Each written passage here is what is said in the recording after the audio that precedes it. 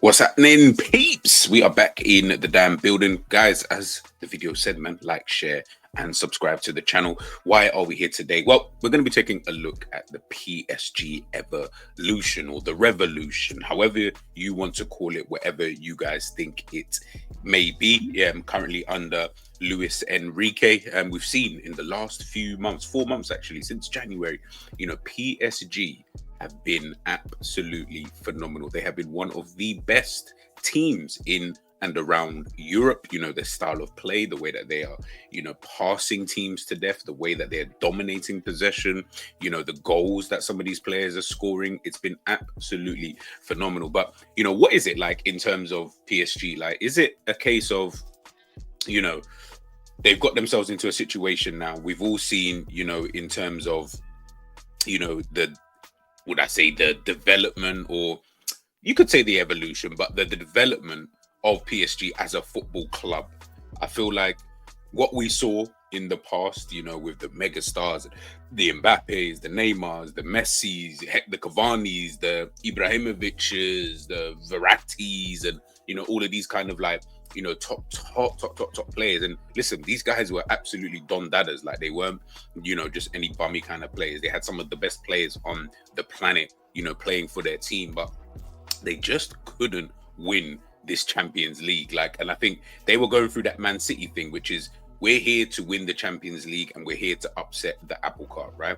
We're here to make sure that nobody can chat shit to us effectively. Nobody can say to us, nah, we're not a big club, and we're not like the Real Madrids of this world and the Barcelonas and those type of teams. We're not, we are those clubs. We belong, alongside those type of clubs. And you can see, like, in terms of how they've been, over the last, would I say, well, what's that, like 10 to 12 years? This is obviously up to 22-23 season, but you can see the exits that they've had, in the Champions League quarterfinals, round of 16. They got to the final once and lost out, obviously, to Bayern Munich. They got to the semi-final as well the following season. So they had a 2-year kind of good period, to be fair.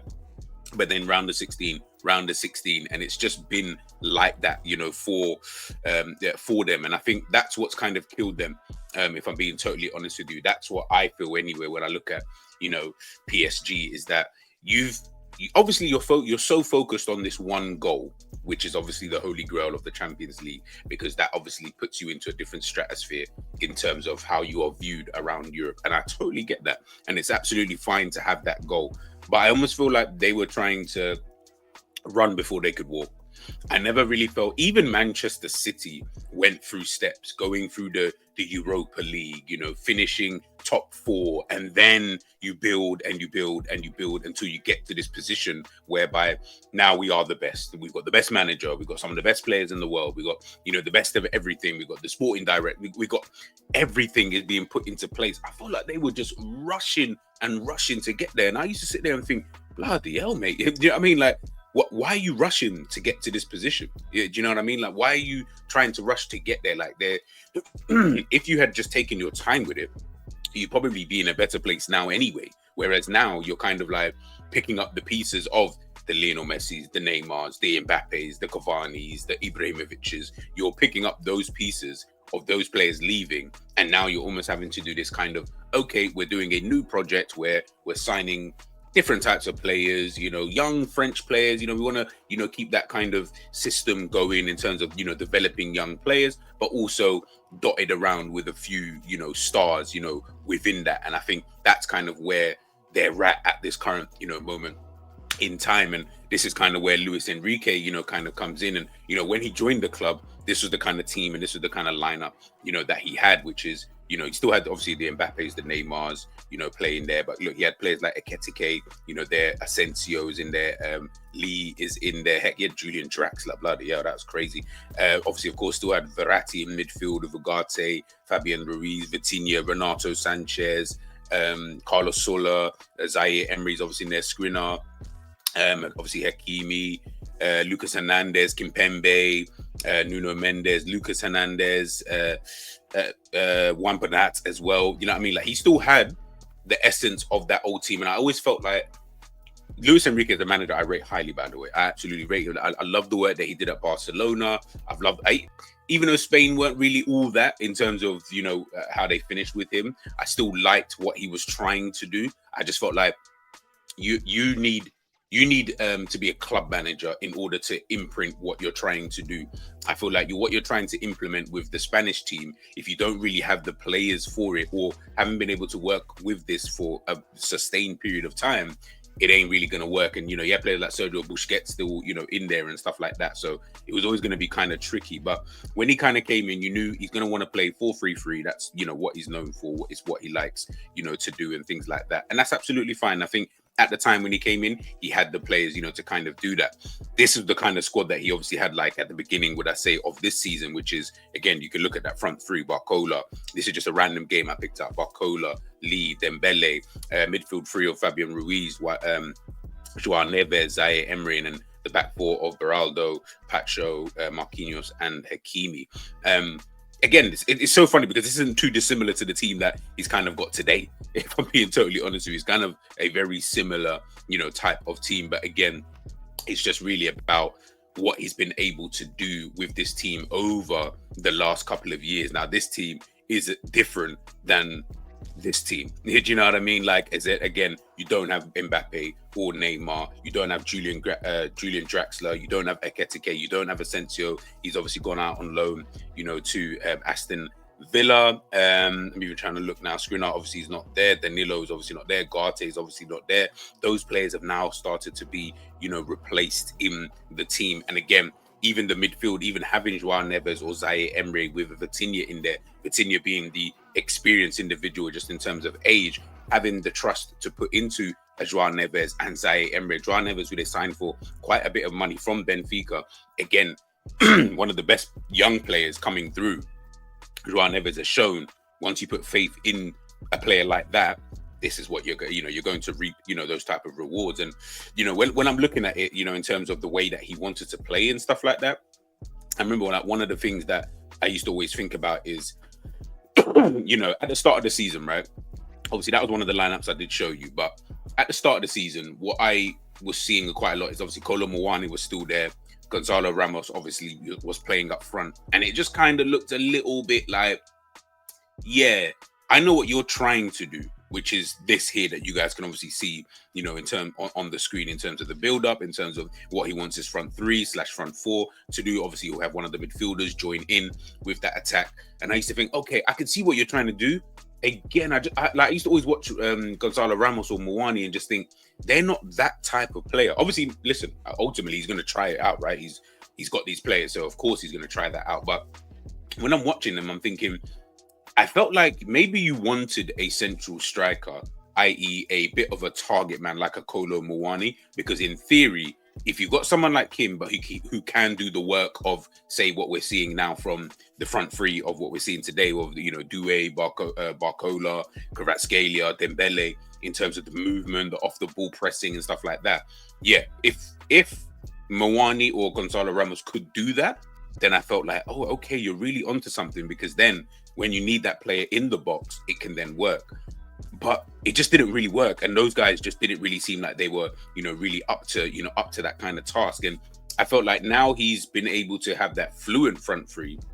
That's what's really, really working for him. And again, even defensively, I do feel like it does actually work for them. And you can obviously see here in terms of like their build-up play, what he's doing, getting players like Vitinha to be able to drop in, form almost like a 5/6, there usually against a 3 or a 4, depending on how the opposition, kind of want to set up. And then what you can see here, obviously on this slide, is now he's got the space on that right-hand side or on that left-hand side. Usually Barcola's isolated, or Dembele's isolated, or Kvaratskhelia, whoever is on the wings, it really doesn't actually matter. They usually get isolated because all the play is being played through the middle. I feel like that was never going to work with the team that he had before, because when you've got a Messi or a Neymar or a Kylian Mbappé, players who always need the ball in order to be effective, players who always want the ball because they are the better players in the team, it starts becoming too it's just way too individuals. It's too many individuals in a team. And I'm like, it's not even really like they're working for each other. It's more, listen, I'm going to do my thing. If you're there, cool. If not, then it is what it is. Whereas now I look at, PSG, and I feel like they really do work as a team. And, you can see here in terms of when he's at Spain, again, this is kind of what he wanted. That pressing from the front. We're seeing it from Dembele. We're seeing it from Kvaratskhelia. We're seeing it from Barcola, from Doué. We're seeing then, obviously here, Busquets' position. We're seeing Vitinha potentially pushing forward, or João Neves, or Fabian, Ruiz. Anyone, whoever's in that middle of the park, we're seeing this exact thing, for PSG. And I think being able to change the principles is always going to be a very, very good thing. And of course, listen, every manager, of course, I guess needs that time to really implement what it is that they're trying to do. And obviously he had it at Spain because they're so used to it, the Pedris, the Busquets, and players of that kind of Gavis, and all of these Rodris, all these guys, they understand what it is to play in the Spanish kind of way. It was always going to take PSG a little bit of time. And I remember, everyone talking about Luis Enrique. This was, I think, around the time, just before, I think Jurgen Klopp even announced that he was going to leave. And, we, taking a look at different managers around the world, and people were never really convinced, of a Luis Enrique. And I used to think, he plays brilliant football. Like, I promise you, once he gets the pieces that he needs, and the players obviously buy into what he's trying to do, even Spain, I still see Spain, even I didn't think they were great, they still play pretty decent football at times. Not all the time, it wasn't consistent, and I feel like that's what obviously killed them. But ultimately, I still felt like, okay, I can see what he's trying, to be able to do, playing out from the back. And even that in itself, he's even tweaked, because he's understood that Donnarumma is not someone who can play out from the back very well. He's quite poor with the ball at his feet. So guess what? We're not going to do that too much. Hence the reason why you will see here, obviously, they got the three at the back with the build-up. Vitinha, I believe that is with the arrow in the middle of the park. I think it's Vitinha. It might even be João Neves. Doesn't really matter. One of those will obviously drop in. He's got the fullbacks who are going to be pushing up high and wide. So whether that be Nuno Mendes on the left-hand side and Hakimi on the right-hand side, they will push up. Once they push up, now you've got those two at the back. Plus, you've obviously got Vitinha. Plus, you've got João Neves. They then drop in. And once they then drop in, it allows for this move, which is Vitinha usually gets the ball. He's brilliant under pressure anyway, so he can evade most pressures anyway from opposition. He can then play that ball into Dembele. Dembele's role, especially since January, and I think he was trying to do it at the beginning of the season, but again, where we were playing, where PSG were playing, Gonzalo Ramos or Kolo Muani up top, he's not being able to realistically do that. He's been given this kind of license, this kind of free roam at this moment in time where he can drop deep into these kind of areas. And once he does that, the wingers, whoever that might be, it's like a signal to them. It's such an immediate signal. And when you got the pace of Barcola or Doué, or Kvaratskhelia is relatively quick, but when you got the pace of Barcola, especially, who can make those runs in behind, I promise you, it causes a problem. Because if that ball doesn't go, for example, into Dembele, it can go out wide. That's something that they can do, and you see them do it quite a lot anyway, which is hence the reason why we're seeing Kvaratskhelia or Barcola or even Dembele, when he pulls out wide, we're seeing them having quite a lot of the ball. And I'm just like, oh, okay, I can see what they're doing. You get one of them usually drops deep, and it's usually Dembele, because he will be the on paper striker, in terms of how the formation will look on SofaScore or something like that. But you can see here, all of them have the license to be able to swap between each other. And I think that makes it so difficult for oppositions, because the reality is, obviously, if they're having joy down one side, they're more likely going to stay on that side. But if it's a case of, we just need to switch it around, and they're comfortable doing so, that's when, I'm watching them and I'm thinking to myself, wow, it really is, brilliant movements in terms of in the forward areas. And again, the other players like the Nuno Mendes, the Hakimis, they're also there. And once Hakimi or Nuno Mendes goes and pushes up high and wide, what then happens is, sometimes you see it, those two will be up wide like wingers, so left wing and right wing. Then you still got the three attackers in the middle, so they're still playing in their position, so to speak, in terms of where they're going to be or where they want the ball to go. So Barcola will still be on the left, but just a little bit on the inside. But then you've got Nuno Mendes on the outside. Then Dembélé will obviously be there as well, almost acting as that central striker. And then Kvaratskhelia, for example, on the other side, with Hakimi playing, so that they can play these 1-2s and things like that. And I think when we're watching them, again, this is Spain again, it's just so similar. That's why I've got quite a lot of these Spanish pictures, because it's so similar to what he's effectively trying to do or doing right now, with PSG. And again, it's just all about the combinations. It's more for me, like one of the main things I always think about when I watch PSG, and why I always get onto my own team. And I see it with PSG. I see it with Barcelona. When I watch them play, yes, obviously they have their style. Obviously, one's a Spanish team, so they have Spanish DNA. One's got a Spanish manager, so he's got their own Spanish DNA, kind of fitted into it. When I watch them play, though, the main thing for me is how quick they move the ball. There's none of this static stuff. There's none of this, moving the ball ever so slowly and things like, no. It's none of that. It's let's move the ball relatively quickly, but also the off the ball movement in terms of the movement from the front three and even the midfield. No one's staying in one area of the pitch. It's we all have license to move. And I feel like that's why I always get so vexed, when I watch Liverpool as an example, because I'm like, you don't exhibit any of that. There isn't any real movement that isn't off transition. And that frustrates me, because I'm like, when the ball is, with a player, so whether it's like with a Gravenberch, for example, or McAllister, I expect to see a lot more rotations from the front three and from the team in general, because then you can move the opposition about, because all of this slow passing that you're doing isn't moving anybody about. You're waiting for the one Hail Mary from a Van Dijk who's going to put it onto Salah's foot, and then he's going to waste time by trying to get a foul, but then pass it back to Trent, who's then going to try and whip a ball. It's all very basic, when I'm watching it. Hence the reason why when you come up against teams like this, that's why I felt like Liverpool struggled so much, because it's just rotations everywhere. Who do I mark? Who do I mark? Where do I go? Do I drop in? Gravenberch. Oh, do I go? Do I pull out to the left? Do I pull out to the right? Should I go forward a little bit? Are we pressing as a 3? Way too much confusion. And that's what that does.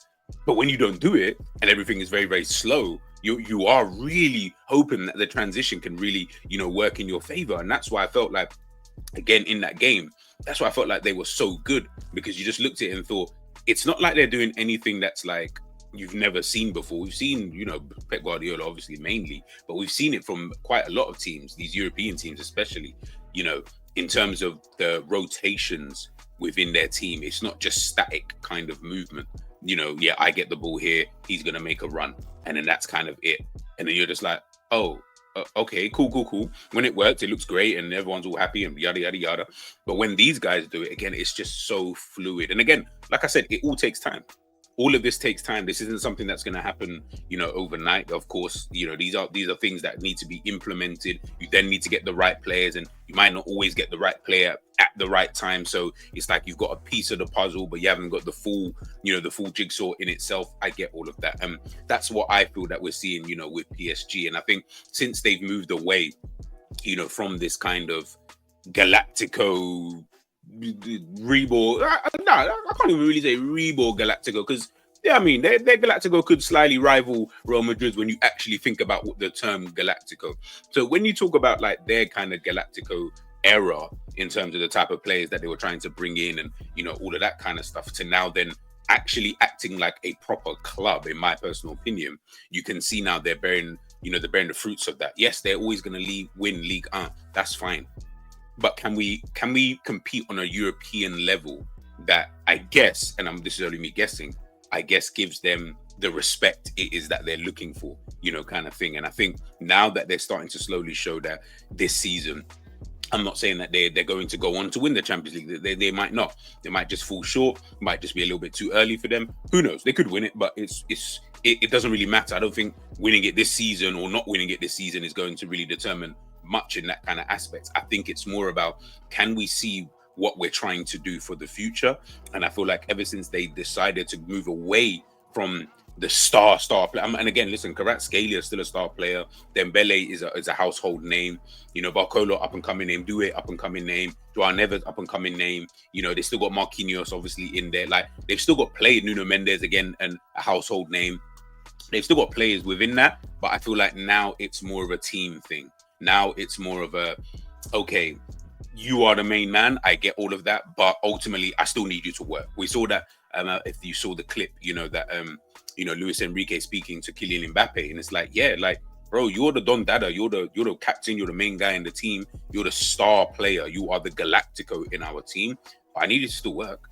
Do you know what I mean? I still need you to work. I still need you to be able to show that you can work for this team. And if you don't do that, then you know what I mean? Like, you're not helping us. Do you know what I mean? And I felt like even towards once we knew that Mbappe was moving to Real Madrid, and we can see that like he was being dropped at times and not playing every single game, I almost felt like even Luis Enrique felt like, yeah, you know what? This is good for us. Do you know what I mean? Like, this is actually pretty decent for us. But listen, that's really neither here nor there. I just think that now when we're watching PSG, it's just more of a team, and I'm so excited to see what this kind of looks like in 3 to 5 years time, you know, if they kind of continue along this kind of trajectory. Because imagine being in this kind of position where we've got the money, but we're buying the right type of players, but we've actually got the money to go out and sign a Galactico for 150 mil if we wanted to. But we're not going to go down necessarily that route. What we're going to try and do is, let's get in this guy. Let's get in that guy. Let's, get the right player for this position. Let's get the right player for that position. And I do think signing Kvaratskhelia in this January was absolutely brilliant business from PSG and from Luis Enrique, because I think what he's helped them to do is really implement the style of play that Luis Enrique wants to implement for his team. And like I said, it's just about building blocks, and it's just about trying to get them to that kind of level where they are an established team who everybody fears within Europe, and then of course eventually winning the competition, man. But guys, man, let me know what you think in regards to PSG, in terms of their evolution. Do you think that they're on the right path? How far do you guys think that they can go? Will they win the Champions League this season? Let me know your thoughts in the comment section, people. I'll catch you guys later. Peace.